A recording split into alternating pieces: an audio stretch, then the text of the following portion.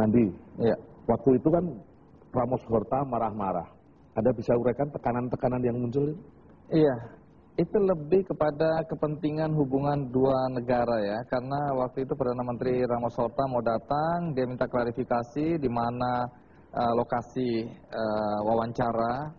Nah, saya tadinya tidak tahu mengapa begitu pentingnya lokasi ini. Belakangan baru saya tahu dari berbagai info bahwa kalau saja itu diselenggarakan di Indonesia, maka Ramos Horta menganggap pemerintah Indonesia ikut melindungi buronan yang waktu itu diburu hidup atau mati.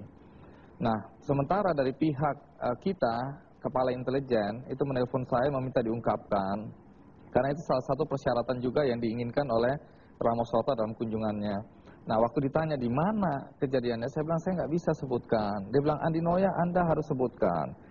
Kalau Anda tidak sebutkan, asumsinya kalau itu terjadi, wawancaranya di Timor Leste, Anda sudah masuk negara orang dan melanggar hukum. Karena dari data permohonan visa atau pengeluaran visa di Kedutaan Timor Leste, tidak terdapat nama Andi F. Noya yang masuk ke negara Timor Leste. Kemudian kalau Anda melakukannya di Indonesia, di wilayah Indonesia, maka Anda sudah menyelundupkan seorang buronan yang sedang dicari-cari oleh negara tetangga kita.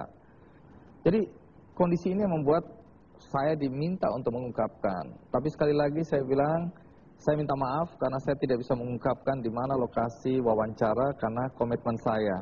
Nah, persyaratan berikutnya adalah Alfredo minta agar wawancara ini tidak ditayangkan sebelum dia memberikan sinyal bahwa dia sudah berada di tempat yang aman. Sinyal itu melalui telepon. Jadi dia bilang, oke, sekarang saya sudah di posisi aman, ya, jadi silakan. Nah, sehingga ada kira-kira 2 atau 3 minggu waktu yang dibutuhkan untuk kami tayangkan. Ya, sekarang ada baiknya kita semua melihat hasil wawancara yang sangat fenomenal itu.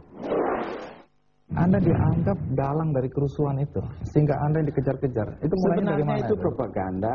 Saya ini sebenarnya seperti mimpi buruk buat mereka. Kenapa begitu? Karena saya berdiri di atas hukum. Saya tidak membela siapa-siapa. Saya melaksanakan tugas untuk melayani kepentingan bangsa dan negara sebagai seorang militer. Dan Anda menolak tuduhan desersi itu. Anda menganggap Anda tetap loyal pada negara, loyal pada pimpinan, dan Anda buktikan ketika Sanana meminta Anda untuk menyerahkan senjata dan Anda lakukan itu. Ya, memang betul. Tapi ada satu hal. Ya.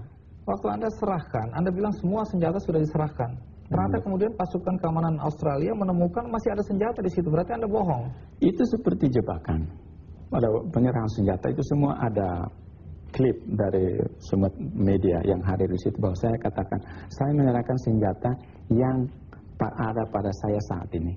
Sebenarnya bukan pihak Australia yang memeriksa tempat saya bahwa saya ada senjata. Pihak Australia mengetahui dari awal kalau senjata yang tersisa itu masih ada, dan nomor-nomor senjata itu semua sudah saya serahkan kepada mereka dari hari pertama penyerahan senjata, dan saya sudah nyatakan bahwa inilah sisa-sisa senjata yang belum diserahkan, kita akan adakan penyerahan lanjut.